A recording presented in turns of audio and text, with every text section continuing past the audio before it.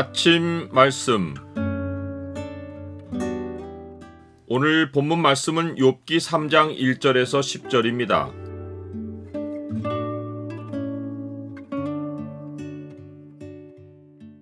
저주가 역사하는 삶에서 주가 생명을 보존하신다. 오늘 본문을 죄의 창으로 보면 마땅히 저주받아야 할 삶의 환경이 무엇인지가 보입니다. 죄의 창을 보여주는 구절은 3장 1절입니다. 그 후에 욥이 입을 열어 자기의 생일을 저주하니라. 친구들이 욥을 위로하러 찾아왔다가 아무 말도 하지 않고 산자를 앞에 두고 죽은 자를 위해 조문하는 7일의 기간을 보냅니다. 그 후에 욥이 처음으로 입을 엽니다. 그런데 그가 처음 입을 열었을 때 전혀 예상치 못한 말이 나옵니다. 그 후에 욥이 입을 열어 자기의 생일을 저주하니라. 이 욥이 과연 하나님이 온전하고 정직하여 하나님을 경외하며 악에서 떠난 자라고 칭찬했던 그 사람인가 싶습니다. 그러나 자기의 생일을 저주한 사람은 욥만이 아니라 후에 눈물의 선지자로 알려진 예레미야도 있습니다. 욥은 온몸이 종기로 덮여 고통했고 예레미야는 온 마음이 치욕과 조롱으로 덮여 고통했습니다. 욥은 화가 여호와로부터 온 것을 인정했고 예레미야도 주께서 나보다 강하사 이기셨으므로 내가 조롱거리가 되니 사람마다 종일토록 나를 조롱하나이다 라고 고백했습니다. 둘은 모두 신실한 하나님의 사람입니다.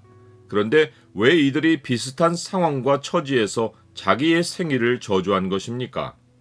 생일을 저주하는 것은 삶의 무게에 짓눌린 자가 내뱉는 말입니다.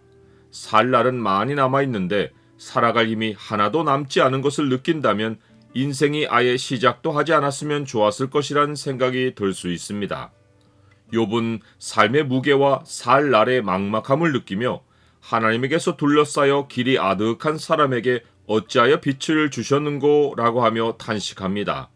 예레미야는 삶의 무게 앞에 살아갈 힘을 잃고 어찌하여 내가 태에서 나와서 고생과 슬픔을 보며 나의 날을 부끄러움으로 보내는고 라고 하며 한탄합니다. 그러나 두 사람은 하나님 밖에서 삶을 비관하지 않고 하나님 안에서 하나님을 향해 심정을 쏟아냅니다. 그들은 하나님 밖에 있는 사람들처럼 극심한 고통을 당해 삶을 비관하고 자살을 택한 것이 아니라 자기들의 생명이 시작된 환경을 저주했습니다. 사실 사람의 인생이 시작되는 시공간은 사람의 죄로 인하여 하나님의 저주가 덮인 세상입니다. 살아갈 땅도 저주 아래 있고 살아갈 시간도 흙으로 돌아갈 날을 향해 흐릅니다. 사람이 자기의 생일을 저주한다 한들 이상할 것이 하나도 없는 세상입니다. 욥의 고백처럼 자기가 난 날이 멸망하는 것이 당연해야 하는 세상입니다. 세상은 저주로 가득하기에 어둠과 죽음의 그늘이 욥이 태어난 날을 자기의 것이라고 주장해야 마땅합니다. 구름과 흑암이 그날을 덮고 그 밤이 캄캄한 어둠에 잡히고 욥의 생일날은 해의 날수와 달의 수에도 들지 않아야 합니다. 리오야단, 곧 사탄을 격동시키기에 익숙한 주술사와 술법사들이 그 밤을 저주해서 생명이 태동하는 싹을 자르려 해도 누구 하나 왜 그리하느냐고 물어보는 것이 더 이상한 것이 세상입니다.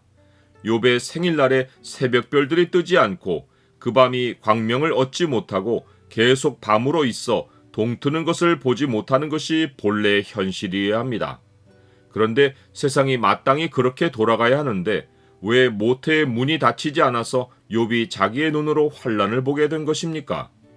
욥이 자기 생일을 저주하며 길게 탄식하는 말에는 저주가 마땅히 역사해야 할 환경에서 자기가 생명으로 태어난 이유의 중심에 하나님이 위에서 돌보신 사실이 있다는 것이 분명하게 나타나 있습니다.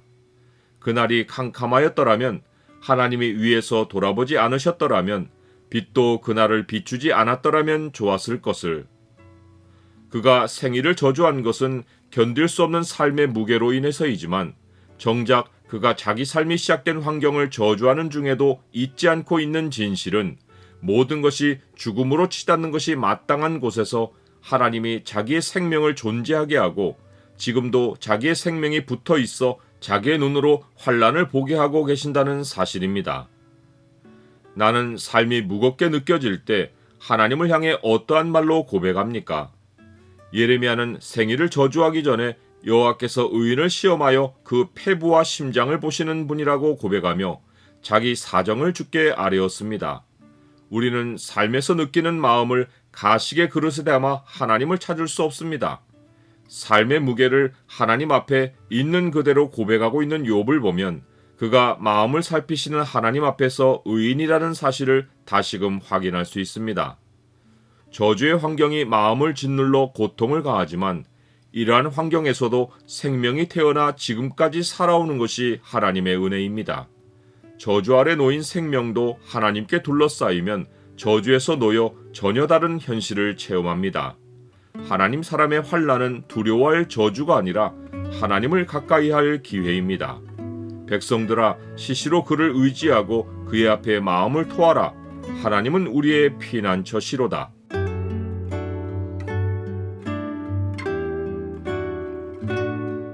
주님, 마땅히 저주가 역사해야 하는 삶에서 저의 생명이 보존되게 하시니 감사합니다. 저의 생일날에 축하와 감사를 받으실 분은 주님이십니다. 저주를 받아 어둠에 잡혔어야 할 저의 생일날이 은혜가 되게 해주셔서 감사합니다. 예수 그리스도 이름으로 기도드립니다. 아멘.